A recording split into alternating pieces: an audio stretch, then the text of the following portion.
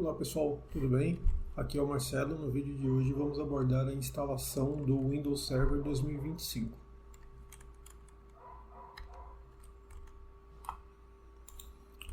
Pessoal, então como é um ambiente que eu preciso de acesso à camada de sistema operacional, nesse vídeo eu optei por fazer a instalação utilizando o Hyper-V, tá? Acho importante contextualizar isso porque para quem acompanha a gente aí no canal sabe que em alguns vídeos nós utilizamos o Microsoft Azure, né, solução de Cloud Computing da Microsoft, mas nesse vídeo, como eu estou simulando a instalação de um sistema operacional, eu preciso de acesso a camadas mais baixas, né, onde eu vou precisar fazer a instalação do próprio Windows em si, e não a instalação de recursos a partir de um Windows já existente. Vocês estão compartilhando aqui a minha tela. Então eu já tenho aqui, eu optei por utilizar o Hyper-V, que é o virtualizador nativo da Microsoft, que pode ser inclusive localizado e instalado no seu próprio Windows 10, Windows 11, tá? Mas fica ao teu critério se você quiser utilizar um outro virtualizador. Então eu já tenho aqui uma máquina virtual criada. Antes de fazer a instalação do sistema operacional, vamos aqui bater o requisito, como que tá as configurações de hardware dessa minha máquina. Então, botão direito, configurações. Aqui na parte de firmware, já está com a ISO inserida aqui do Windows Server 2025, então ele vai dar boot primeiro pelo Windows Server 2025. É uma máquina virtual de geração 2, tá?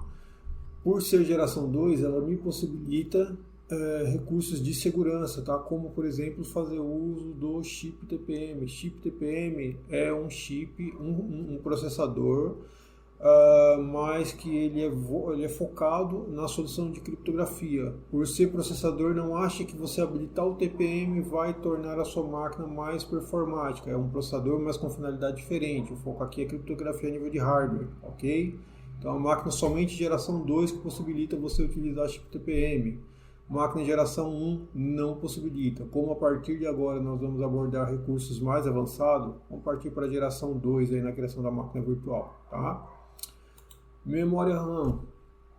Em memória RAM, eu criei uma máquina com 5 GB de memória RAM, mas eu ativei esse recurso que particularmente eu acho bastante interessante, a memória dinâmica. O que significa isso? Estou determinando que o meu sistema operacional, a configuração mínima dele é 2 GB de memória, e o máximo são 5 GB de memória RAM que eu determinei aqui no começo, tá?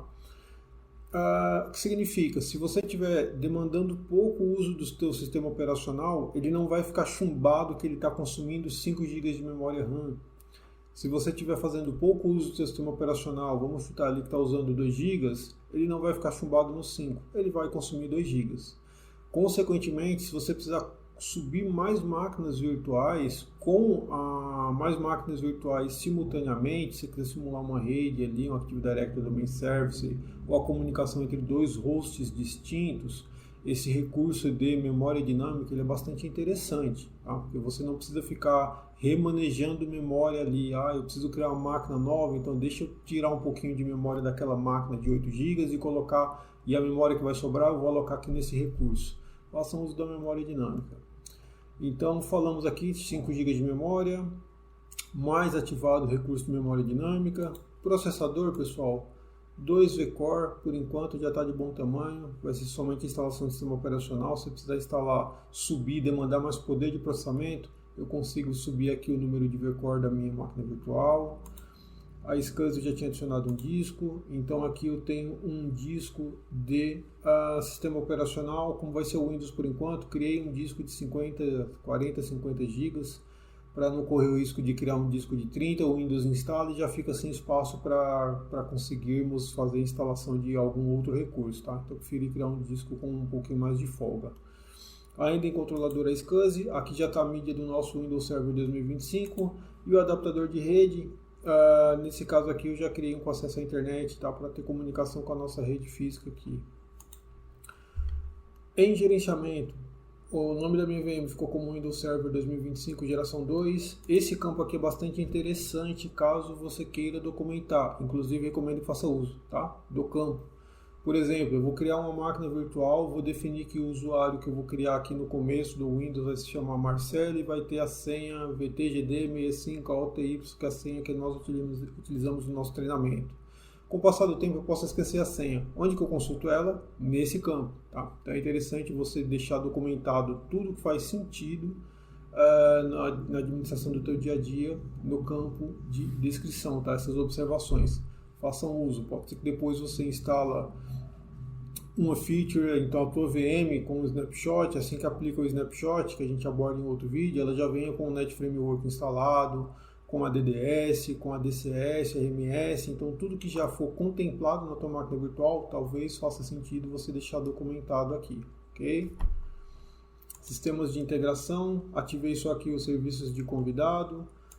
Ponto de verificação, ativei, que é o famoso snapshot, tá? No nosso contexto, eu quero fazer a instalação do sistema operacional e depois eu quero criar um snapshot, porque nos nossos próximos vídeos eu não quero mais perder tempo fazendo a instalação do sistema operacional. Então vamos supor que no próximo vídeo a gente parte do princípio que o sistema operacional já está instalado e eu vou só subir o domínio, não vou perder 30, 40 minutos subindo o Windows. Então aplico o snapshot e a máquina volta para o estado seguro, onde já tem o sistema operacional instalado. Fiz a instalação do Active Directory Domain Service, por exemplo. E em um terceiro vídeo, eu preciso do sistema operacional instalado. Não vou perder tempo fazendo a instalação do Windows, só aplicar o snapshot, tá? Então aqui nessa tela, tá, em gerenciamento, na seção de pontos de verificação, que você ativa o ponto de verificação e define aqui o local que você quer que o ponto de verificação seja criado. Tá? Aqui é o local de paginação inteligente, início automático. O que significa isso? Tem dois contextos aqui, pessoal.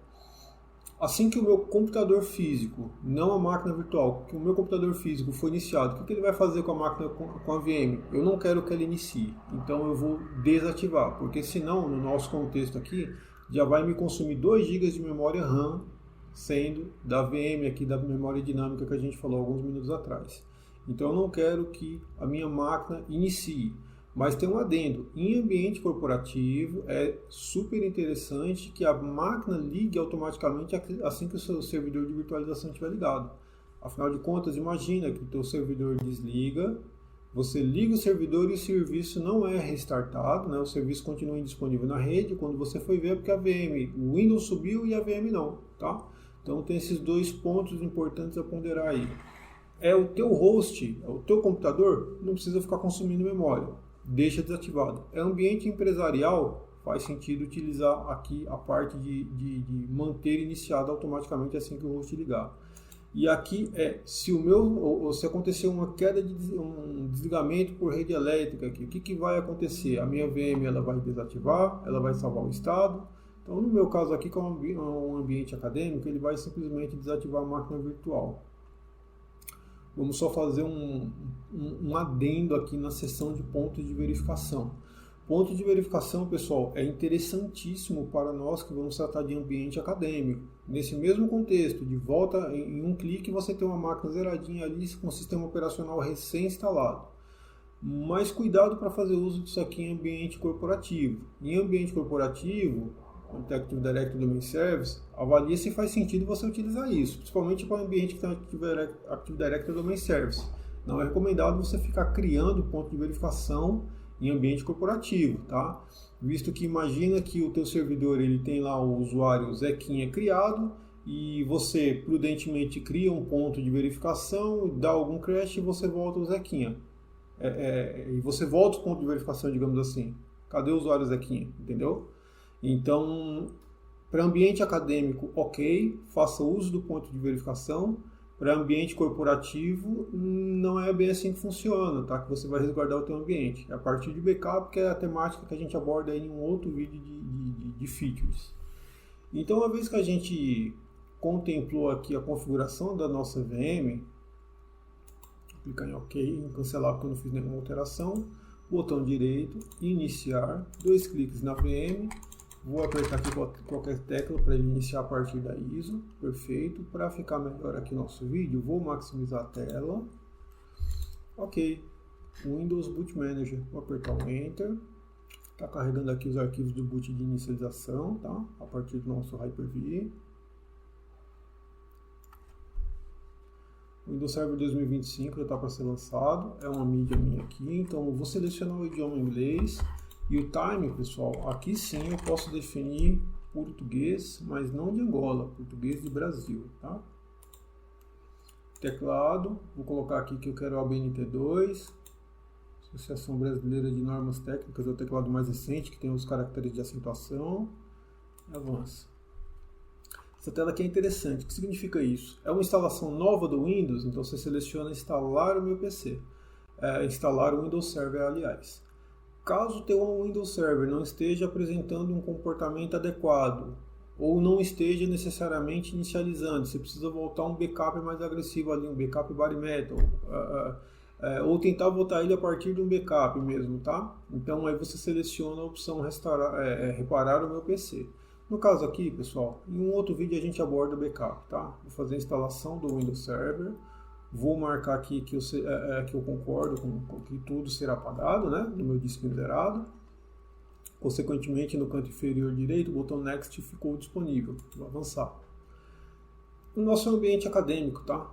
Então, assim, ele já está me pedindo aqui um serial para fazer a ativação, mas eu não tenho. É um ambiente acadêmico, acredito que vocês também não. Então, eu posso ignorar a chave de ativação. Um outro ponto bastante interessante que eu posso até regravar esse vídeo abordando isso, é que você vai observar que o Windows Server 2025 ele tem essa versão agora de use o Windows Server 2025 na modalidade Pay As You Go. Para quem nos acompanha aí dos conteúdos relacionados a Azure, ou então fez algum curso comigo, a gente aborda bastante questão sobre Pay As You Go. Para algumas pessoas pode ser um pouco repetitivo isso, tá? Mas eu prefiro tocar aqui no assunto para de repente não ficar vago, de ele viu uma opção ali, mas não comentou sobre ela. O Pay As You Go, o que significa, pessoal? Se você tem um serial aqui, você compra esse teu serial junto à Microsoft, tá? Essa chave de ativação, pode ser que ele seja ativado por core, né? Geralmente o servidor é ativado por core, né? A quantidade de core que tem no seu servidor. Eu confundia falar de SQL, quantidade de cal, mas para não confundir, vamos falar só da ativação. Então, é ativado por quantidade de core. Mas agora, aqui você também, aí falando da ativação, geralmente fica alguns milhares de reais, tá? Mais robusto o servidor, mais recursos você vai implantar, mais caro você vai pagar, tá? E tem casos de servidor que fica 7, 10, um pouquinho mais caro aí, R$1.000, tá? Para fazer a ativação. E o Pay As You Go, o que ele te possibilita? Você paga o servidor conforme você vai utilizando. No nosso ambiente de Azure é bastante comum, a gente cria uma VM, dura lá umas 4 horas, usa a VM 4 horas, depois a gente desliga e as outras 20 horas que a VM fica desligada a gente não vai pagar, porque afinal de contas a gente não está utilizando. Então o Pay As You Go, pago conforme o uso, é assim que funciona, tá? Então isso é uma abordagem que deu muito certo no Cloud Computing e é uma nova abordagem aqui que a Microsoft está disponibilizando para a gente fazer a ativação do sistema operacional. Acredito que vai dar muito certo também, tá? Porque tem casos de cliente aí que quando fala que tem que ativar o Windows vai gastar 5, 10 mil reais, a pessoa já torce o nariz. Então pague conforme o uso, vai ser bastante interessante. Inclusive tema de um próximo vídeo, eu vou gravar aqui para fazer a ativação para vocês que não tiveram essa experiência, tá? E até mesmo para ficar bem contextualizado aqui o nosso vídeo. Vou selecionar aqui o não tenho a chave de produto, né? Ok. Agora aqui a imagem que eu vou instalar. Sempre que vocês verem a opção Desktop Experience, isso aqui está correlacionado à interface gráfica, tá? Então a interface gráfica ele vai consumir um pouco mais de memória RAM, vai demandar um pouco mais de zelo com o Windows Update. Boa parte do Windows Update é para corrigir vulnerabilidade e implementar novas funcionalidades, principalmente na parte de interface gráfica. Então ele vai demandar mais poder computacional, mais recurso de hardware, mais paciência com o nosso bom e velho Windows Update. Essa opção sem interface gráfica, o bom e velho Server Core, não vai demandar mais muita atualização, vai consumir menos recursos computacionais, tá? Mas em compensação nem todos os recursos estão disponíveis para você utilizar aqui no Server Core, tá? E a diferença do Standard Data Center, obviamente para legalizar um data center você vai colocar a mão no bolso, com certeza vai ser um pouquinho mais elevado o valor. E para não ficar vago de Marcelo, isso é mais caro? Não, o Windows Server Data Center geralmente ele tem recursos adicionais, tá? Então ele vem com muito mais recursos. Mas obviamente, pessoal, se você não vai utilizar esses recursos, não faz sentido você ter pagar esse valor a mais aí para um recurso que você não está utilizando. No nosso ambiente acadêmico, para as features que nós vamos abordar, o bom e velho Windows Server 2025 Standard com o Desktop Experience, que é a nossa interface gráfica, já vai ajudar.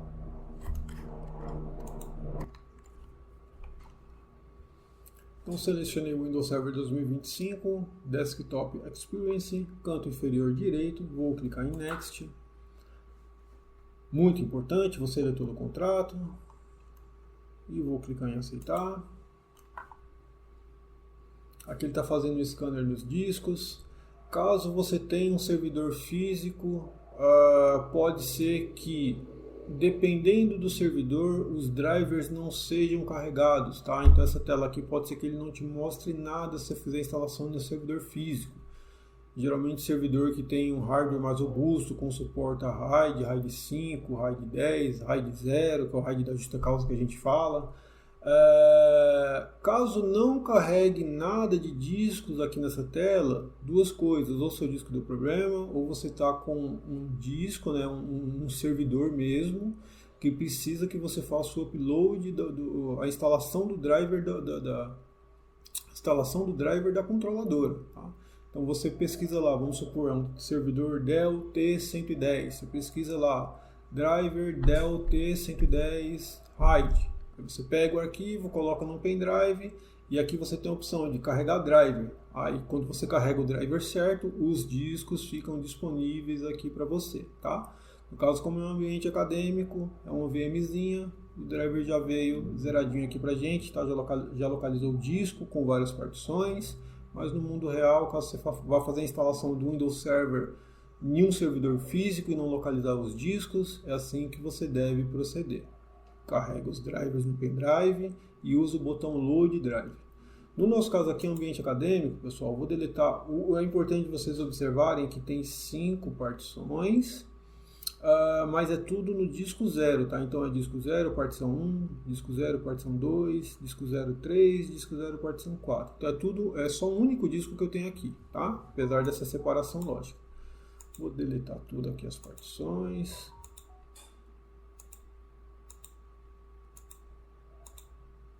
Refresh aqui, estou tentando deletar isso aqui.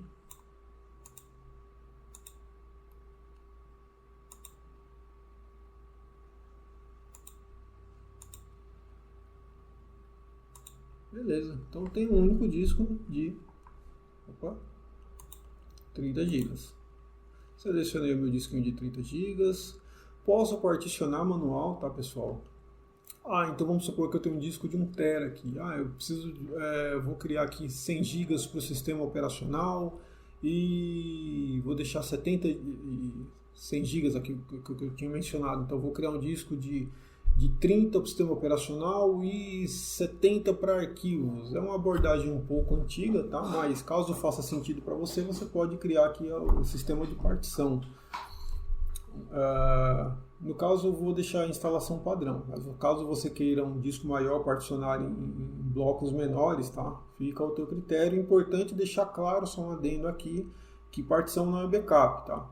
O pessoal tinha esse conceito de, mas os meus dados estão em outra partição, deu problema no Windows. Ok, é só reparar o Windows ali, ponto final. Mas se der problema no disco, você conseguiu perder o original e o backup, tá? Então partição não é backup. O ideal é você ter, falando em ambiente corporativo, pelo menos um RAID 1 ali, dependendo do teu ambiente, se é um ambiente mais modesto, podendo se estender para um RAID 5, mais performático, RAID 10, RAID 50, aí o céu é o limite, dependendo sempre do budget disponível. Tá? Então é um disco 0, vou particionar aqui com bom e velho Windows mesmo, não vou criar partiçãozinha, nada, até porque é 30 GB, tá? Isso aqui mal vai instalar o Windows, vou clicar em Next. Tá fazendo aqui na verdade ele só está fazendo o check-in, né? Vou instalar o Server 2025 com interface gráfica e não vou manter nada, até porque eu já deletei na tela anterior. É isso mesmo, não tem muito o que fazer. Vou clicar em Next.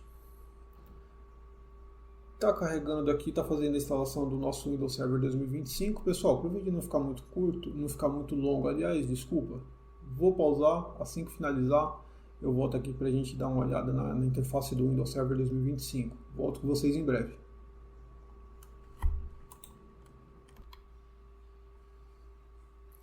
Bom, pessoal, então a primeira tela que ele trava depois da instalação do sistema operacional é a tela de ativação, né?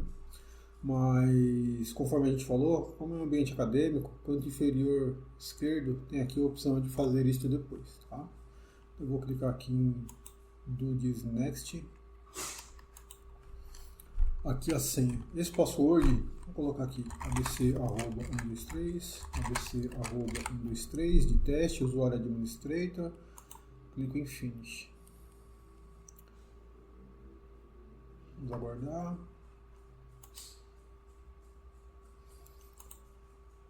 Pode ver que lembra bastante a interface do Windows 11, tá? Então vou minimizar. Tela de bloqueio inicial lembra bastante a tela do Windows 11. Vou apertar aqui no canto superior esquerdo Ctrl+Alt+Del. abc@123.